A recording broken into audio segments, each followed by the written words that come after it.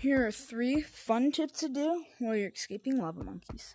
I was just in a lobby and I left because, yeah. So, first one is you want to hit off of this one, curl your head, come onto this branch and jump up here, and you'll get away from them very easily. Next one is over here.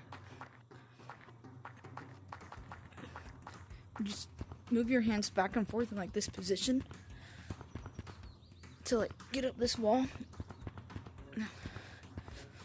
until you get all the way up, and then you just go wall run either way, and then you just get onto the branches. And the next one is up here. It's a juke. So you jump on this, twirl around on that branch. I'll show you it again, but I'm not very good at it. Neither with this one, but they just seem like things people can get good at.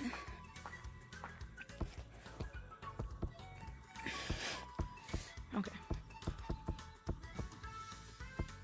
So, go onto this light, bring your hand over here, twirl around, and just go from there. Yeah. Those are the 3 tips.